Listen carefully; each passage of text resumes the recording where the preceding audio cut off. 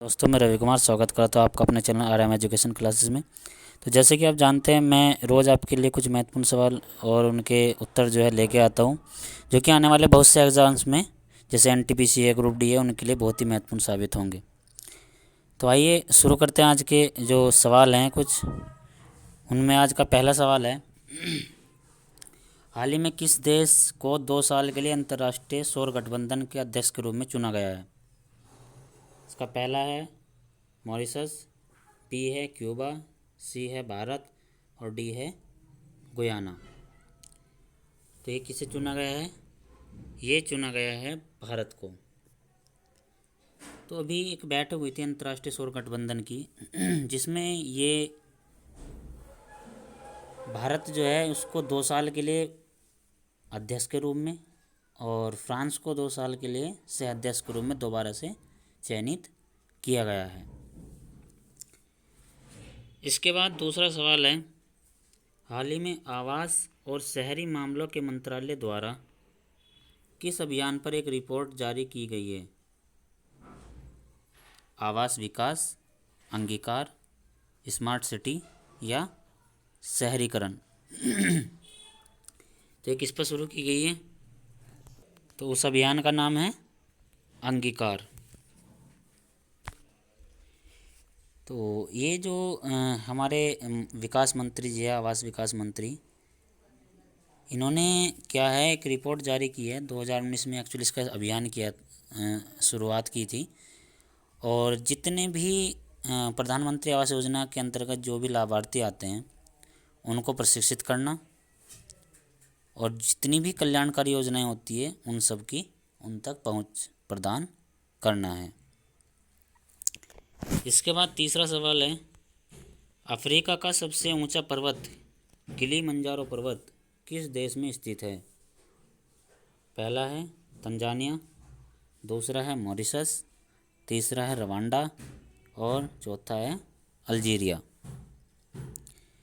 तो एक्चुअली है क्या, ये तंजानिया में स्थित है वैसे तो, और सुप्त ज्वालामुखी के नाम से इसको जाना जाता है, और कभी कभी इसको जो है किफुनिका हिल के रूप में भी पुकारते हैं। तो ये एक्चुअली न्यूज़ में क्यों है? फ़िलहाल इसमें क्या है, बहुत भयंकर जो है आग लगी हुई है, लगभग 28 वर्ग किलोमीटर एरिया में जो है फैल चुकी है, और यहाँ पर 500 से भी अधिक जो स्वयं सेवक है वो इसको बुझाने के लिए प्रयासरत है। इसके बाद चौथा सवाल है, हाल ही में भानु अथैया का निधन हो गया, वह कौन थी? तो ये कौन थी? पहला है नोबेल पुरस्कार जीतने वाली प्रथम भारतीय महिला,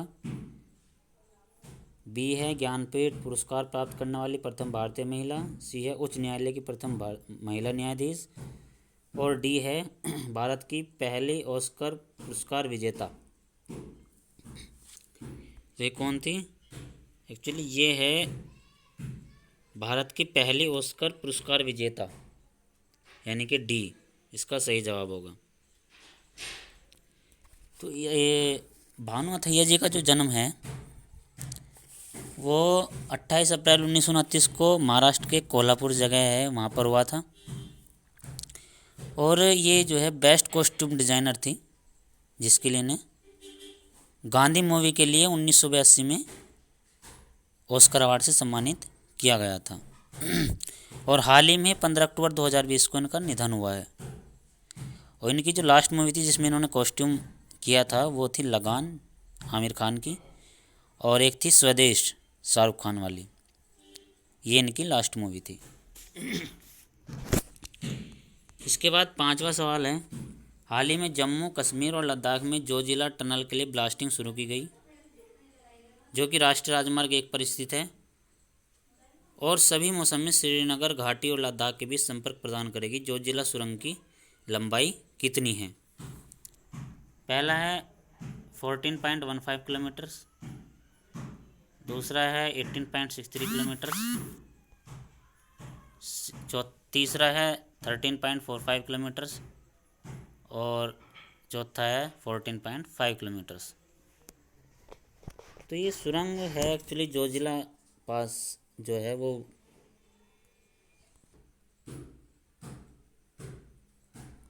सर्दियों में 6 से 7 महीने के लिए बंद हो जाता था, जो कि अब खुला रहेगा और सभी मौसम में श्रीनगर घाटी की और लद्दाख की जो है कनेक्टिविटी बनी रहेगी।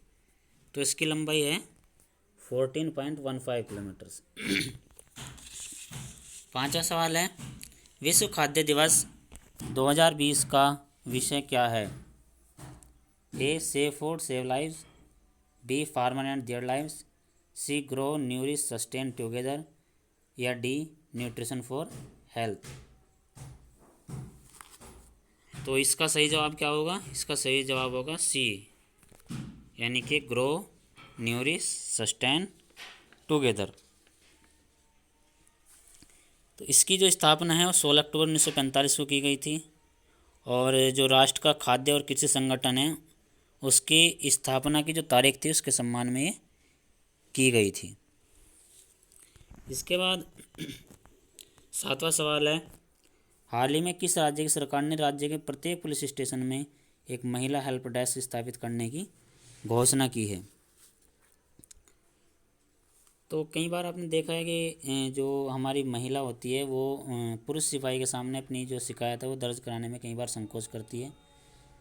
तो उन सब से बचने के लिए और पारदर्शी इसको बनाने के लिए, ताकि कोई भी महिला एक महिला के सामने अपनी शिकायत को सही तरीके से और पारदर्शी तरीके से बता सके, दर्ज करा सके, उन सब के लिए उत्तर प्रदेश सरकार ने पहल शुरू की है।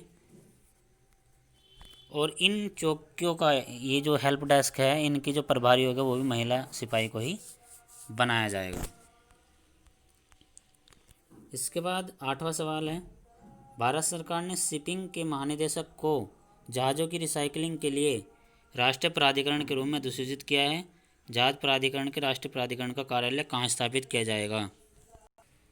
पहला विकल्प है कोच्चि, दूसरा है विशाखापट्टनम, तीसरा है गांधीनगर और चौथा है भुवनेश्वर।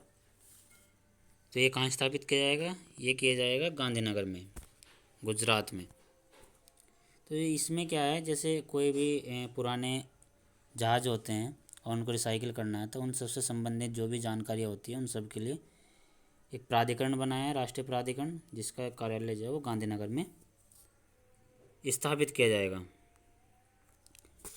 9वां सवाल है, हाल ही में केंद्रीय शिक्षा मंत्री रमेश पोखरियाल ने कौन सा अभियान शुरू किया है जो उच्च शिक्षा संस्थानों के छात्रों को उनके आविष्कारों को पेटेंट कराने के लिए आवेदन प्रक्रिया की सही पद्धति के बारे में जानने के लिए मदद करेगा? तो ये पहला है इसका प्रोत्साहन, दूसरा है कपिला, तीसरा है लक्ष्य और चौथा है आविष्कार। तो जो रमेश पोखरियाल जी है इन्होंने क्या किया है, जैसे उच्च शिक्षा संस्थान जितने भी है उनमें छात्रों की प्रतिभा को निखारने के लिए, उनको एक हाई लेवल स्तर पर लाने के लिए, तो जितने भी आविष्कार होते हैं उन सब की जो प्रक्रिया होती है उन सब को जानने के लिए एक अभियान जो है शुरू किया है, जिसका नाम है कपिला। कपिला की फुल फॉर्म क्या है? कपिला की फुल फॉर्म है KALAM program for intellectual property literacy and awareness. इसके बाद 10वां सवाल है, हाल ही में कौन सा राष्ट्र संयुक्त राष्ट्र मानवाधिकार परिषद में निर्वाचित होने में असफल रहा? ये सफल नहीं दोस्तों, असफल है, इसको आप असफल कर लो, असफल, ठीक है। तो ये असफल कौन रहा है? ये रहा है सऊदी अरब। तो इस बार जो है इनकी जो वोट है वो बहुत ही कम है, 193 देशों की वोटिंग हुई थी, जिसमें सऊदी अरब को इस बार केवल 90 वोट ही मिले हैं, जबकि पाकिस्तान को जो है 169 वोट मिले हैं। तो इस बार ये बताया गया है कि सऊदी अरब की जो पिछले कुछ सालों में जो दशा है वो बहुत अच्छी नहीं रही है। इसके बाद 11वां सवाल है, हाल ही में किस राज्य ने ग्लोबल हैंड वॉशिंग डे के अवसर पर हाथ धोना रोको कोरोना नामक अभियान शुरू किया है? तो किसने किया है? ये किया है उत्तर प्रदेश सरकार ने। तो उत्तर प्रदेश के जो मुख्यमंत्री जी है योगी आदित्यनाथ जी, उन्होंने कहा है कि अगर हम कोई भी काम शुरू करने से पहले, खाना खाने से पहले, खाना खाने के बाद, या किसी से मिलने से के अगर हम जा रहे हैं तो उस समय अगर हम हाथ धोएं तो काफ़ी हद तक हम कोरोना से बच सकते हैं। और कोरोना से नहीं, बहुत सी बीमारियां जो है हमसे ऑटोमेटिक ही दूर चली जाएगी। इसके बाद आज का 12वां और अंतिम सवाल है, निम्न में से किस कंपनी ने देश में सीमेंट निर्माताओं के साथ सहयोग करने के लिए बिजली उत्पादन द्वारा उत्पादित उप उत्पाद के 100% उपयोग को प्राप्त करने के लिए फ्लाई ऐश की आपूर्ति शुरू की है? ए है ONGC, बी है NTPC, सी है IOCL और डी है NHPC। तो जितना भी जैसे कुछ कंपनी में क्या कचरा बच जाता है, वेस्टेज बच जाता है और फ्लाई ऐश बच जाती है, उन सब के जो है 100% उपयोग के लिए एक बिजली का उत्पादन किया जाएगा। और ये किसके साथ किया गया है? ये किया गया है NTPC ने स्टार्ट किया। तो ये आज के कुछ महत्वपूर्ण सवाल। अगर वीडियो आपको अच्छी लगी हो तो लाइक और सब्सक्राइब ज़रूर करना और अपने दोस्तों में भी शेयर करना। जय हिंद, नमस्कार।